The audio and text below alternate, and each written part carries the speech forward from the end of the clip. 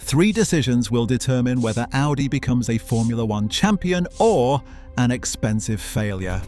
An acquisition worth €600 million, a complete leadership overhaul, and a bet on regulations that every other manufacturer fought against.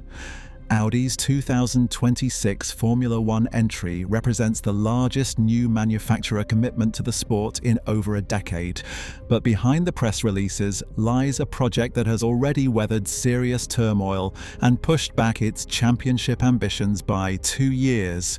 What went wrong, what they're doing to fix it, and whether they can pull it off in time involves everything from Swiss wage laws to a Brazilian rookie and a man who spent 25 years at Ferrari. August 26, 2022, at the Belgian Grand Prix at Spa-Francorchamps, Audi made it official. Standing alongside F1 President Stefano Domenicali and FIA President Mohammed Ben Sulayem, Audi AG Chairman Markus Duesmann announced Germany's return to Formula One as a factory constructor, and his message that day set the tone for everything that followed. Duesmann framed the entry as both a marketing platform and a technology incubator, emphasizing that motorsport runs through Audi's DNA and that Formula One represented the ultimate development laboratory for the brand. That timing wasn't coincidental. Just weeks earlier, during F1's summer break, the FIA had finalized the 2026 power unit regulations, and those regulations contained exactly what Audi needed to justify the investment. Understanding why Audi chose this moment requires understanding what is happening to F1 engines in 2026. This is not a minor rule tweak. It is the most significant technical overhaul since the hybrid era began in 2014, and the numbers tell the story clearly. Current F1 power units split roughly 70% to 30% between the combustion engine and electric power. In 2026, that ratio becomes approximately 50% each. The MGU-K, the motor that recovers energy under braking, will produce 350 kilowatts, and that is nearly 3 times its current output. The biggest change involves what is being removed. The MGU-H, the motor generator unit that recovers energy from exhaust gases, is gone entirely, and this matters more than almost anything else. When Honda returned to F1 in 2015, the MGU-H caused years of reliability nightmares that crippled their partnership with McLaren. When Renault introduced the hybrid regulations in 2014, they struggled with it for seasons. The MGU-H is extraordinarily complex, expensive to develop, and has almost no relevance to production cars. Eliminating it leveled the playing field in a way that benefits new entrants directly. Audi does not need years of MGU-H expertise because nobody's MGU-H expertise matters anymore. They can focus on technology they already understand from programs like Formula E, where Audi won the team's championship in the 2017 to 2018 season. A power unit cost cap of $130 million annually adds financial predictability that did not exist before, and that matters for a company accustomed to spending whatever it takes to win at Le Mans. From 2026, all F1 cars must run on 100% sustainable fuel with no new fossil carbon allowed, which aligns directly with what a German automotive manufacturer facing environmental pressure needs to demonstrate. With the regulations locked in, Audi needed a team. They evaluated McLaren, Williams and Sauber before making their choice, and Sauber won for several connected reasons. An existing relationship provided the foundation, because Audi had rented Sauber's wind tunnel for their World Endurance Championship programs and already knew the facilities at Hinwil, Switzerland. Sauber offered a turnkey operation with over 30 years of Formula One experience since 1993, including a factory partnership with BMW from 2006 to 2009, which meant they understood what manufacturer backing looked like from the inside. What sealed the deal came down to ownership structure. Finn Rousing was willing to sell completely, and unlike McLaren or Williams, where complex shareholder arrangements would have created ongoing complications, Sauber offered a clean path to full control. The acquisition progressed in stages over 2 years. January 2023 brought a 25% stake, and by March 2024, Audi announced a full 100% takeover, increased from an original 75% plan. €600 million was approximately the total cost. November 2024 added another layer when Qatar Investment Authority acquired roughly 30% of the team for an estimated $360 million. The current structure stands at approximately 70% Audi and 30% QIA. While the Sauber deal moved through its stages, something entirely new was taking shape in Germany. At their competence center Motorsport in Neuburg and at Donau, Audi constructed a new 3,000 square meter facility called F7.2, housing 22 state-of-the-art test benches for power unit development. Germany had not hosted F1 power unit development in over a decade, and now it does. Progress followed a methodical timeline. Single-cylinder testing began in 2023, followed by the complete V6 engine running, then the electric motor. All 22 test benches became operational by the first quarter of 2024, and by mid-year, the complete power unit was running dynamically and simulating race distances.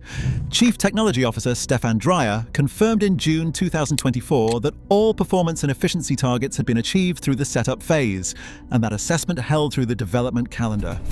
December 2025 brought a milestone that represents an early timeline compared to what new manufacturer entries typically achieve. The first complete engines are finished, and the power unit is scheduled to fire up in a chassis before Christmas. Jonathan Wheatley, who joined as team principal from Red Bull, described the progress as unprecedented for a program at this stage. Technical progress tells one story, management turmoil tells another, and the contrast between them defined much of 2024. July 2024 brought a shock that arrived just 18 months before the first race. Both CEO Andreas Seidel and Chairman Oliver Hoffmann departed on the same day, and reports described an internal power struggle with constant battles between them. Nico Hülkenberg, who had just signed as the team's first driver, admitted the departures caught him off guard given that both men had negotiated his contract. Their replacement arrived with serious credentials. Mattia Binotto, the former Ferrari team principal who spent over 25 years at Maranello, including as team boss from 2019 to 2022, started August 1st, 2024 as head of the Audi Formula One project. Changes continued into 2025.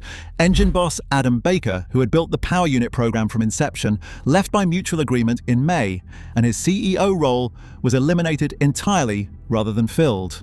CEO Gernot Dollner acknowledged the early structural problems directly, admitting that the project needed to be kept away from corporate processes and describing an initial structure with too many layers and obscure responsibility, where the Audi corporate board reportedly meddled in day-to-day efforts. The clearest sign of the challenges appeared when Audi changed their championship timeline.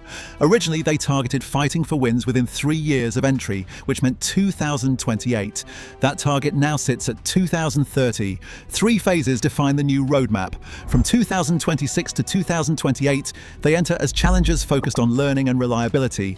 In 2029, they aim to become competitors capable of regular points and occasional podiums.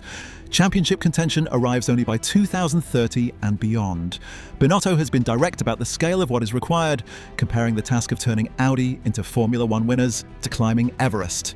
The team has around 400 fewer people than a top operation, combined with an outdated simulator and years of survival mode thinking to overcome. 2 drivers will carry Audi's hopes in 2026, and the pairing brings together experience and raw potential in deliberate balance. Nico Hülkenberg signed in April 2024 with over 230 race entries behind him. He will turn 37 during the season. His 2025 campaign delivered a breakthrough when he stood on the Silverstone podium, his first in over 238 attempts, after starting 19th and holding off Lewis Hamilton in the closing laps. 20-year-old Gabriel Bortoleto from Brazil fills the second seat, and his junior credentials are difficult to argue with. He won the 2023 Formula 3 Championship in his rookie season, then won the 2024 Formula 2 Championship in his rookie season as well. No Brazilian has held a full-time Formula One seat since Felipe Massa in 2017, and Bortoleto has described the Audi project as one of the most exciting opportunities in all of sports. Audi's motorsport pedigree provides some basis for believing they can figure this out. 13 Le Mans victories in 18 years between 1999 and 2016 established them as endurance racing's dominant force, and their RR8 prototype won 63 races in 80 starts during its operational years.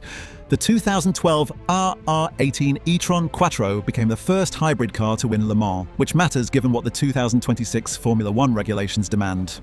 Binotto noted that Audi's expertise on hybrid systems developed through Dakar and Formula E campaigns impressed him after joining the project. Dollner believes Le Mans experience may prove even more relevant than Formula E, because managing the relationship between combustion engine and electric system more closely resembles what the new Formula One regulations require. Historical connections run deeper than most realize. Auto Union, Audi's predecessor, competed in Grand Prix racing from 1935 to 1939, and Bernd Rosemeyer won the 1936 European Drivers' Championship wearing their colors.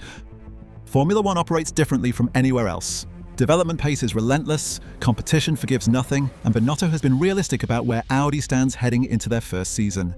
He acknowledged that Audi won't have the best engine next year and that expectation has been built into the planning.